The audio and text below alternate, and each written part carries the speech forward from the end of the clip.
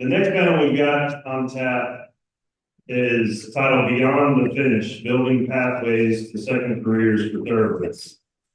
So if you listen to that title, one of the words that you don't hear in there from me is aftercare.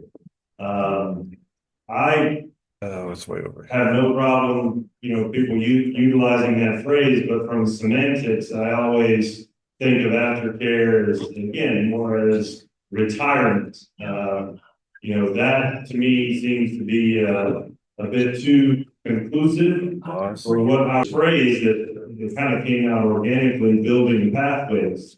So that's really what our programs, the aftercare programs are. They're building pathways to the next career. And so as a ex-polo player, played a lot of thoroughbreds through the years, all but one of them was off the racetrack. And that in America, outside of South America, but in America, the United States, the vast majority of the polo players ride thoroughbreds. And so now you're seeing more and more in the jumping world and certainly the eventing world, they're kind of making a comeback. So for us in racing, it's, very seldom is at the end of that horse's career. I don't have a percentage, and it would certainly be anecdotal if I said it, but the vast majority of our racehorses certainly retire with the probability, if not eligibility, to go on to the next career, whether that be polo, show jumping, anything, endurance riding, obviously, or track ponies, as we heard was surprisingly perfect. That's the second career. So I'm very happy to put together this program here. So just to introduce, we'll reintroduce Kristen Warner, again, Deputy General Counsel of the Jockey Club, but also her work with TIP, and also the new traceability program that she's going to talk about. And then Kirsten Green, who is now the Executive Director of the Retired Racehorse Project. And just an asterisk on that, many of you, or at least several of you, were at the 2017 conference that we had in Las Vegas, where we introduced Stuart Pittman. And that was the founder, essentially, of the Retired Racehorse Project. And it has grown exponentially to the point where it's become a marquee event, the Thoroughbred Makeover at the horse park each year. That's all conducted from Kirsten. And one thing I will say too, this is a bit of an announcement. We have been discussing and got approval from Churchill Downs to have a presence of which we don't quite know how it's going to look, but we're going to incorporate the RRP, but certainly the Thoroughbred Makeover and the RRP into the claiming ground to some fashion this year, because those are the kind of horses too, right? That are, those hard knocking horses that are going to go on to a second career. So we're going to incorporate that and make it a celebration of building those pathways to a second career. Then also on the panel, my friend Jeanette Milligan, who I'm sure most everybody in this room knows well. She may need something from one of you, so she's probably scoping it out right now. But the Arkansas HBPA and their board, with the idea from Ron Lopet and other board members to start their Ringing the Bell program, has taken off like wildfire. It's an organic, emotional grab of people when they are in the, in our world, the moment of excitement in the winner's circle, getting them to acknowledge the pathways that we need to fund to get into that second career. And Ringing the Bell, that Jeanette will talk about, is expanding throughout the country. So very excited about that. So super happy to have these ladies talk today about building pathways. Guys, good to see you again. Hope you enjoy. I'm really excited to get to chat with you guys today about John Club's traceability initiatives. I agree with Eric on the aftercare term. Thoroughbreds in second career is so much bigger than aftercare. And I'm talking today about traceability, and I'll try to stay on task. But if anybody wants to talk about second careers with thoroughbreds, happy to chat to them about any of the other programs that we're doing in that area. I have a little bit of it at the end. But the comprehensive traceability initiative that we launched here recently are a coordinated effort to strengthen transparency, accountability, and lifelong welfare for thoroughbreds. I suspect if I asked each of you in this room what is traceability, that you have a lot of different answers. In other industries, traceability does things like ensuring quality, safety, accountability, compliance. It means where something originated, the path it took, its final destination, and the ability to track it at every step along the way. It means you can quickly trace back where that ground beef that you got from the grocery store came from, when it changed maybe the software, or how packaged into your stuff.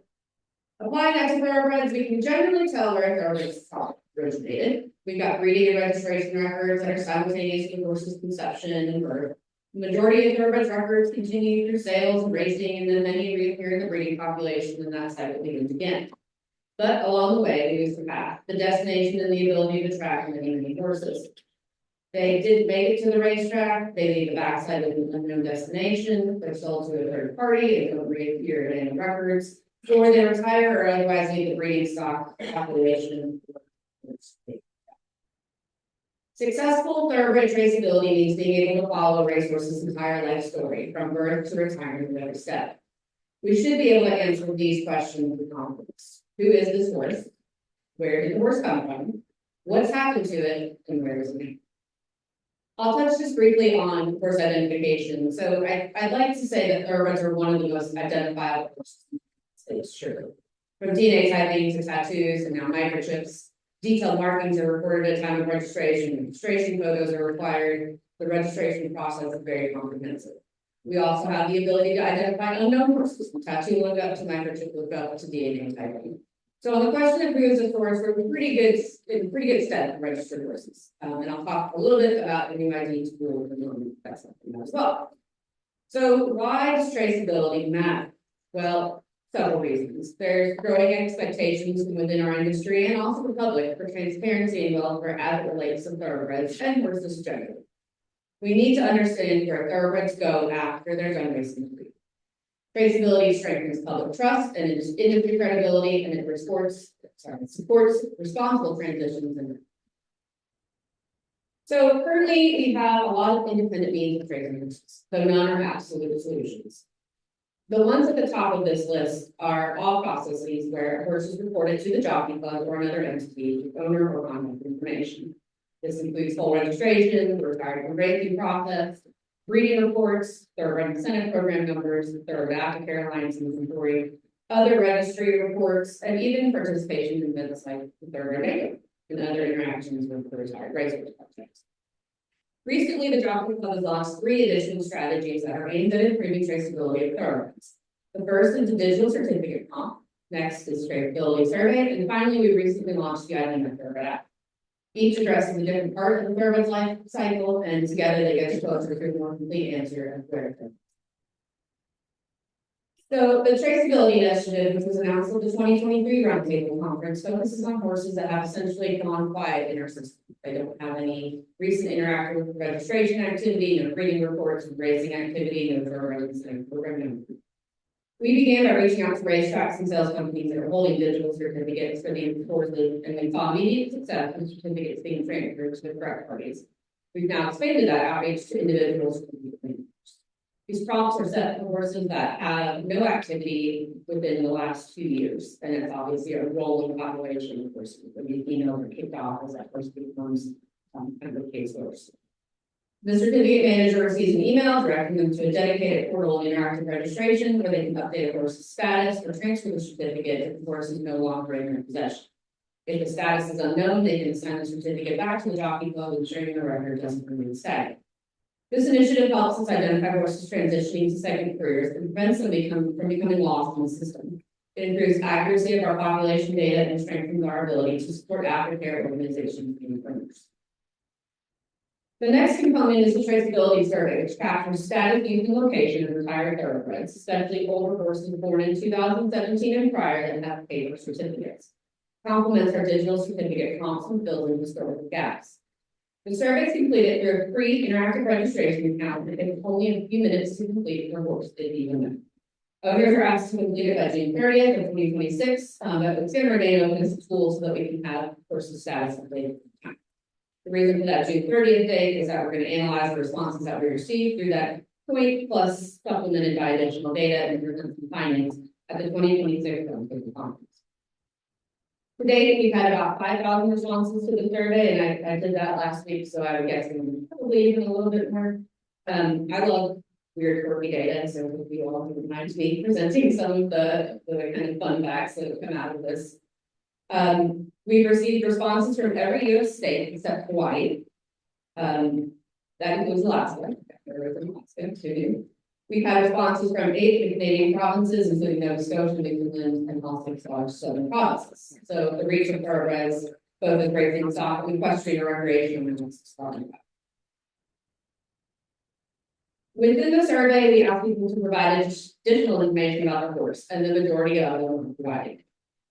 This obviously is my favorite part, because I just love reading about what people are doing with their horses. And these are racing responses too. I included several up here that are post-racing career, but we're also getting responses from racing folks who really are enjoying the horses and really want to tell us about it.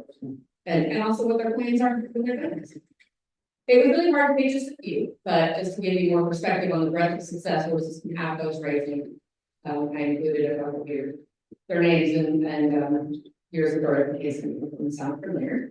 The one that always touches me, and we have an annual award due with our Red Center for a horse that's doing therapeutic services or police work. And so Wolf and Hawk, the 2016 horse there, he works with veterans with emotional issues, and he's wonderful. I think that's really something to be proud of. He bred that horse. I mean, he's making an impact on people every day.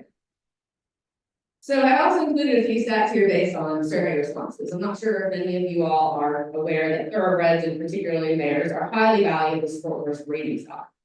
The introduction of blood comes via the thoroughbred, and modern warm bloods are frequently crossed with thoroughbreds to increase agility and speed.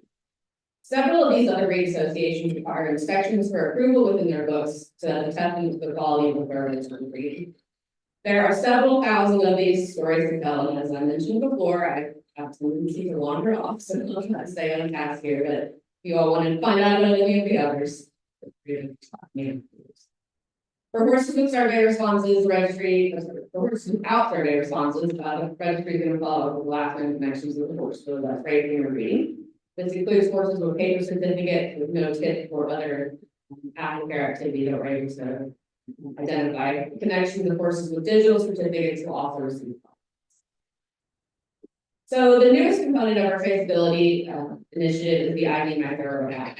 This tool allows anyone to identify a thoroughbred instantly by scanning its microchip or entering the number manually. The app displays the horse name, markings, and the location active is enabled. You can also see the horse registration photos. It's designed for real-world use at farms, rescues, sales, and anywhere horses can move. The app also integrates with Thoroughbred Connect, which allows users to report a horse in need or volunteer. This expands the safety net and strengthens the community of people committed to thoroughbred well. Just a couple of things about the ID Maker. For any of you all who are on Facebook, you have seen full photos popping up in your newsfeed. We've gone a little viral, which is always cool if it's positive. It's been pretty incredible to see how excited people are just to see a photo from when their horse was involved. So if you're getting contacted from people who have horses that you've bred or owned, asking for photos of racing or breeding or when they were a foal, just understand that is so valuable to those people. And you know, you're kind of like, oh, she get another foal photo, another race photo. They love it. You'll get praised for days. So anyway, if you want to see some of the photos and some of the comments and have a good news Thursday, I think today's Thursday. Just Google ID My Thoroughbred and you can see lots of really cute baby photos, along with my favorite ones, the horses nap. So there's a baby photo next to them jumping or with their kid or whatever. I did want to say, since I brought it up, about Thoroughbred Connect, for those of you who may not be familiar, this is a free online service that helps aftercare and loaning thoroughbreds at the conclusion of their racing and breeding career. It's an electronic system that we designed to mimic the stickers that some people use to place on horses' papers with their contact information in case the horse ever needed it. If you've heard me speak before, and I think I spoke at this conference maybe 10 years ago, and my favorite way to refer to this is that it's online dating progress. So here's what it does. It lets people who are willing to take care of a retired or transitioning thoroughbred attach their contact information to that horse's record in the document stated. So if you bred a horse, raised a horse, want to write a bet on a horse, whatever it is, and you're interested in providing that horse a home when it's finished with its career, you can attach it. A current owner of thoroughbred that needs a new home can then log in and request those contacts to reach out directly about placing the horse. So now I own a horse and you're attached to it in Thoroughbred Connect, I'll get your contact information and reach out and say, hey, I have this horse needs a home, are you interested? There's also a public list of horses in need of aftercare that users can peruse the list and see if there's any that they'd like to reach out to the owner and provide aftercare horse. So I always like to conclude with actions. What can you all do? To support traceability, support responsible transition post-raising. Number one, you've got digital certificates in your account for horses that you don't own any longer. Or if you receive one of the email prompts, please take action. In case of a horse that you don't own anymore, if you know who the new owner is, please transfer the digital certificate directly via interactive registration. If you're not sure who the new owner is, you can transfer the certificate back to the jockey club. And if in the future the new owner requests a certificate, you can go through a process to make sure that they don't take it. If you donated a horse to an aftercare organization, please be sure to forward that certificate onto the organization. And if the horse that was in your care has died, you should also report the death via that for the documents in the registry. In addition to traceability, the goal of this initiative is that the digital certificate stays with the key. Number two, for any horses that you own that were born before 2017, please log in on interactive registration and take the survey for current status. The survey will only take a couple of minutes, I promise. And it really helps us to find a lot of these horses that are not actively engaged in breeding or equestrian groups. So if you've got a stable pony that was your racehorse, or you've got a retired herd of broodmares that you have in pasture in your back, those are really the ones that we're looking for, the ones that we don't really have any other access to information for. So please take just a couple minutes to report this. Going forward, as you have horses retiring from the racetrack, please consider using the transfers retired from racing process. This involves a transfer of the certificate from the current owner to the new owner and marks the horse permanently ineligible to race after the transfer. It's a free process, and in the last couple of years, it's been updated to be completely electronic. We also ask that you report any horse tests as they occur. We know this is a sad, sometimes very dramatic situation, but for purposes of traceability, it does really help us identify who's terminal units. As all of us on this panel will encourage, please seek successful second career placement career horses for their racing careers are completed. And please encourage your members, associates to do so. Whether this is through an aftercare organization, private thoroughbred retrainer, direct sale to equestrian market, or even keeping the horse and putting it into a different kind of training. We really owe it to these horses that have given us their all on track to give them every opportunity to have a long life and a chance at success post-racing. Please be sure as you have horses retiring to check Thoroughbred Connect to see if there are any connections waiting for them at the conclusion of their career. And if you have a horse with digital certificates, you can just log in and look at their certificate and find Thoroughbred connections right there underneath the document. Finally, we encourage you to download the Easy ID My Thoroughbred app. Every time you scan the horse's location services on it, it adds another check in the traceability survey. So traceability journey. And I did leave some cards on the table, with QR codes to download that for those of you who are interested. But there's Google and our long-term vision is a complete and accurate picture of our equipment's life, from full registration through second career and beyond.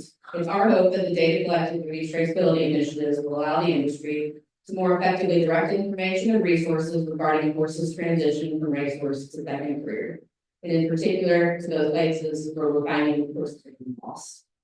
By working together, we can all ensure that every thoroughbred is seen, known, and supported throughout its entire life.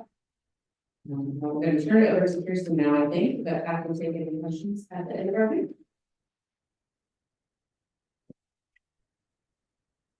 Good morning, everybody. Thank you for being here with us. as we're pulling up the slide deck here, I just want to take a brief moment to not assume that you know anything at all about what we do, and just take a brief moment to reintroduce our organization, our key programs, and impact metrics. This is going to be relevant because the RP adopted its first strategic plan in December of 2025. They underwent a process throughout the whole year, and somehow, remarkably, at the age of 15 years old, this is our first formal process. So it launched to the public earlier this week, and we're very proud of it, and that is what I will be sharing with you today. But this quick reintroduction will be helpful when we get into some of the findings of the strategic plan. Founded in 2010, the RP's mission is to facilitate the placement of thoroughbred X-ray horses in second careers by increasing demand for them in equestrian sports and serving the farms, trainers, and organizations that transition them. So in summary, we are all about trying to increase demand for the breed, and we're doing that through education, support, and trying to make sure that there is a broad demand amongst riding communities of people that want to pick the thoroughbred when they can choose the quarter horse, when they can choose the one.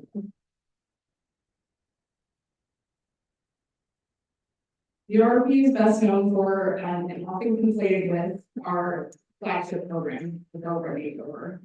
Sometimes you will, or frankly, often you will see retiring horses marketed as being RRP eligible, and what that means is that they meet the criteria to compete in the Thoroughbred Makeover. Originally organized to be a platform to showcase the trainability and the versatility of the breed. It's also become a major national gathering for aftercare organizations, and racing and post-racing connections alike come together over their love of the breed. Some quick statistics of the impact of the makeover. Over 5,500 horses have been registered to this program since its inception, which was in 2015. From those registrations, we compile extensive data, particularly pertaining to how those horses transitioned from their racing to their riding careers, stuff like cost per acquisition, how long it was between their last race or work and the reported date of sale or adoption, what types of channels those horses are going through, whether it's through accredited aftercare facilities or private sale. Makeover also sets some standards for horsemanship and for participating trainers and helps them to achieve that. We put a lot of effort into body condition and soundness and making sure that people understand the difference between racing fit and thin, making sure that horses that are coming to this event are in great condition. Also, as of 2019, we imposed that all horses that were competing in the makeover were required to have a membership. So that meant that horses that were older than 2017 that may not have otherwise had a reason to be microchipped, we were imposing that on our participating trainers. And so we estimate that that resulted in the microchipping of an additional 900 horses that wouldn't have otherwise been accounted for. In the time that we've been operating this program, we've seen the cost of acquisition of horses upon retirement nearly double. Makeover trainers currently invest over $11,000 throughout the course of their training preparation. So over the period of this event, we estimate that translates to over $50 million of private funds that are leveraged into the care and training of these horses in their first year post-track. That is pressure that's being taken off of aftercare industries by our aftercare organizations by moving these horses as efficiently as possible into their next careers. And as of this year, Makeover currently guarantees $135,000 of prize money. And in 2025, we gave almost $200,000 of prize money, scholarships, and incentives. That equivalent was about 15% of our gross revenue, and to date, we've given away over $1.5 million in prize money. But that's just the makeover, and it's highly visible, it's impactful. We are able to glean a lot of data off of it. But the RP has a lot of other programming that's also valuable as well.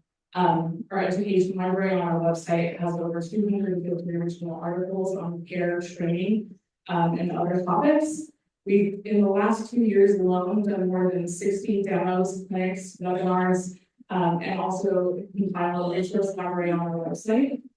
We also have maintained throughout the entire existence of the organization a free listing service, which is available to anybody needing to place a horse at any stage of their life cycle.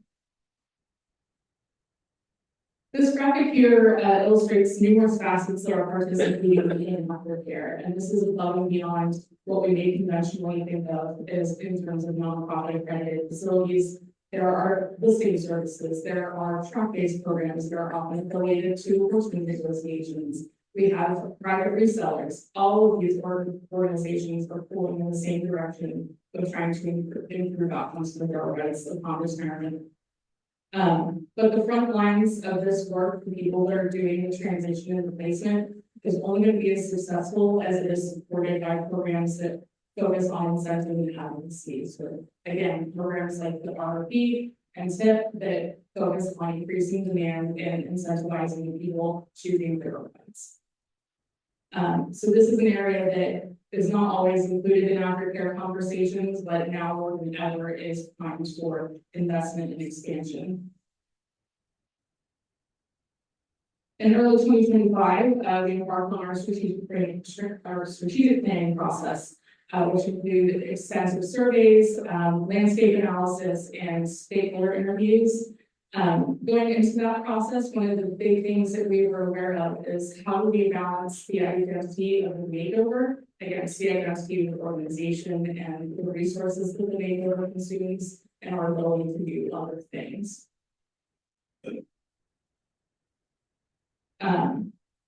So as that information was synthesized, we gathered and synthesized information and themes emerged, and the following three key priorities were identified and ultimately adopted by our board at the end of 2025. So the first priority is to strengthen capacity, meaning to balance existing programs and secure the resources to scale those programs and develop new offerings for the betterment of the breed. This means, as in any nonprofit strategic plan, is securing reliable funding, but that also means innovation and adding new programs. So for us, one of the areas that we think of often is how we bring the professional resellers to the table and get them more credit for their input in terms of aftercare efforts. So we're looking at creating a professionals directory and ultimately following that up with a accreditation or a certification program for professionals that are private individuals that make their living in youth space. We want to increase our regional presence and utilize that regional presence via clinics and other educational opportunities, which will also be a mechanism to highlight accredited trainers and also identify them as a resource for their local community in terms of this is a professional thoroughbred horseman that can help you if you are in the position of transitioning thoroughbred yourself. Again, looking at ways that we can increase capacity for riders to be successful with the breed. As mentioned, we do need to right size the thoroughbred makeover. So what exactly that looks like is a little bit to be determined, but one of the big things likely involves graduate classes so that we have a reason for our horses and our trainers to stay engaged with us beyond their initial makeover year. And all that data that we talked about. We've been sitting and hoarding, just instinctually compiling all this information, knowing that there's more information to be gleaned. And we want to be utilizing that to be building more tools that are useful for people involved with the breed outside of racing. So that would be building types of programs that can help to identify pedigree trends as they're relevant to sport horse, and building out more features to build our horse listing services, integrating that with some of the services that are already stood up at a jockey club and so forth. The next priority is to build identity. As we went through the surveys, we really identified a repeating sentiment that RP was identified as a leading entity in the aftercare industry. As it stands right now, leadership in aftercare and as it's relevant to what our respective organizations do is often very unclear. Could you tell me the difference between the alphabet soup of organizations that are involved in aftercare and what their relevance is, what their scope is? That's something that we really need to lean into and clarify. For RP, that looks like creating clarity on our role, and our program offering, supporting efforts to define a clearer and more comprehensive aftercare ecosystem. And also, again, going back to the data that we are able to collect via the makeover, publishing an aftercare impact report to increase industry-wide understanding of how horses are transitioning.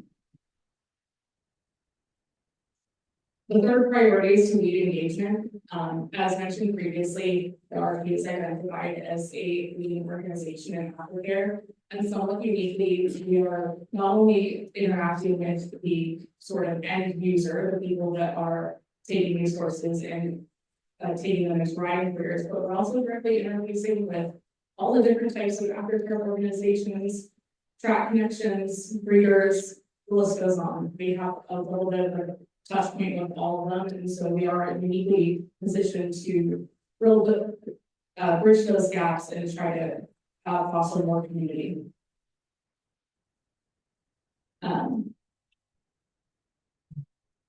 And that will look more like more programs like we do program makeover champions, which is where we're notifying connections of courses that are entered into the makeover and inviting them to the horse park to meet the people that have our horses now and watch them compete and stay engaged, figuring out more ways that we can create those type of pathways that build community between racing and riding. The final thing, and Eric talked a little bit at the opening of this session about words and why they matter, and our perception matters. And I think in the early days of organized aftercare, there was, well-meaning intentions in terms of how we were marketing this kind of growing industry and words of aftercare. I think with all the conversation that's happening with aftercare right now, one of the most important things that we can do is come together and come up with contemporary language to describe these forces and describe this process that further elevates the breed rather than undermining it within the sport horse industry. So, again, with everything that is going on in the industry, now is certainly a time more than ever to invest in programs that are working on the specific area of the sport in terms of elevating the breed, increasing demand, and equipping riders with the tools that they need to be successful. Players come and how do you apply schemes for any questions?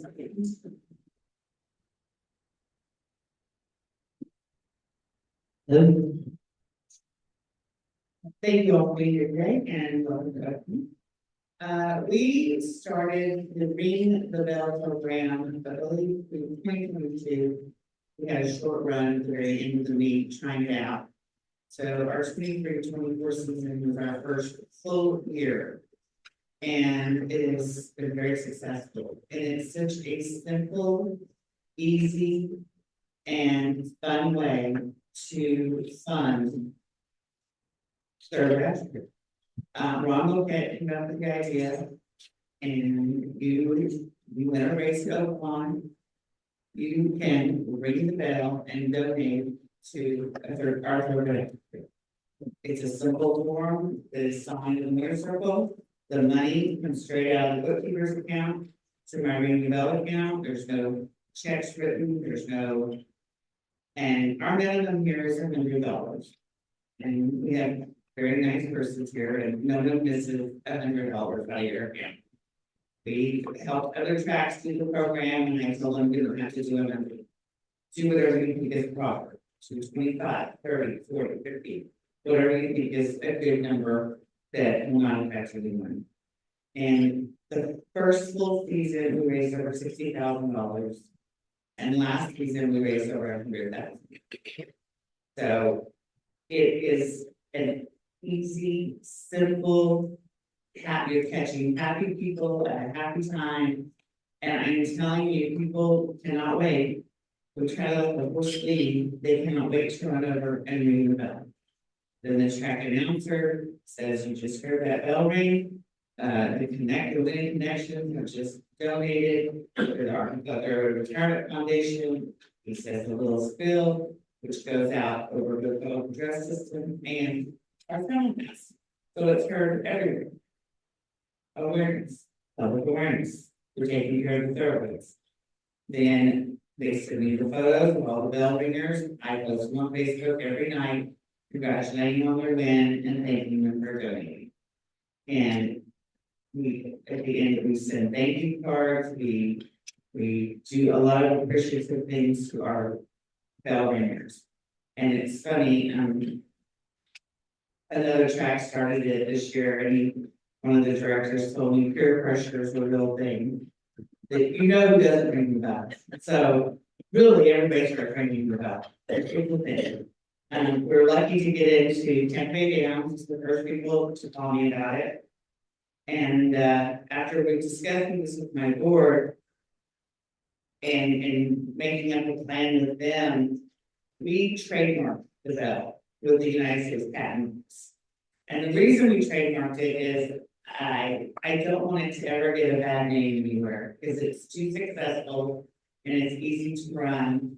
So I want accountability, like you want traceability, I want accountability from every track that has it. So we're at Tampa Bay Downs, we're at Gray Meadows, Remington Park, Lone Star Park, Sam Houston Race Park, and Turf Paradise has started it this year. And the only thing I ask of them is at the end of the week, they tell me how much money they made and then where their money went. In Arkansas, we only have one thoroughbred aftercare facility. Tampa Bay has several. And so we were discussing what they would do with the money, and she said, "We'll just divide it up." And I said, that's the best idea. You need to divide it up appropriately to the aftercare that took the most horses off this racetrack. Because you're asking these owners and trainers to donate, you need to be helping them. So last year they took 18 off the track, so they tied up the most money, and then appropriately down to we took 5 and we took 3. So they spread the money out. I think Gray Meadows all goes to their aftercare, and that they take care of the people. So you have to take care, we're taking care of the people here on the track. When a trainer calls us, we take it first. It might be sound or slow, it might be something wrong, and we're gonna have it for 6 months or a year before we can adopt it out. That without the horseman ringing the bell, we would not be able to fund and be able to do this. And I was looking at my numbers, in 2024, during the thoroughbred season, we took in 35 horses. Last year, during 25 meet, we took in 39 horses. And so far this meet, we've taken in 13. So it's a lot of horses to take care of. We're lucky to have a farm post, we have an adoption coordinator, farm manager who takes care of our horses. That's our adoptees, and we do follow up with all of them. Traceability is very important to us, where our horses go, how they're taken care of. We've flown places to check on them all. But the program works because the program's easy. And no one is really going to say that. I mean, everyone's happy when you want to race. It doesn't matter if you're winning it. Delta Downs or Oaklawn or Churchill or where. Everyone's happy when you race. They're happy to ring the bell. One of the bookkeepers asked me once, what if someone, an owner calls and says, "Oh, I don't know what this is, I didn't do $100. And you can tell them what it is, and if they don't want to do it, just say, "We'll give you your $100. I mean, it's fun. You don't want to do it, good. I think it's easy to do. I'll be happy to help any track set it up, go through the protocols. We are lucky enough that we have a very good bell coordinator that works for Inner Circle.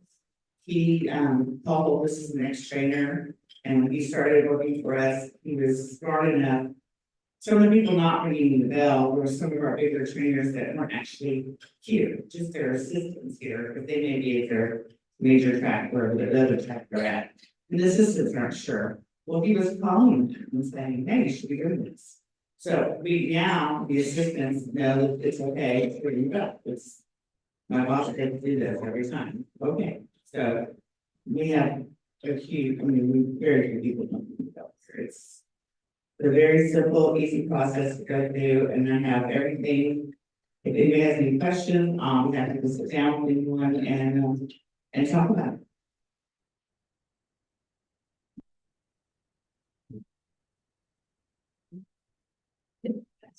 Um. I think it's awesome, that it's really acceptable, ring the bell, because as you said, it's unique, and it seems, Any questions from the audience? A lot of people taking notes, that's always good. Thank you. Well, thank you guys, appreciate it very much.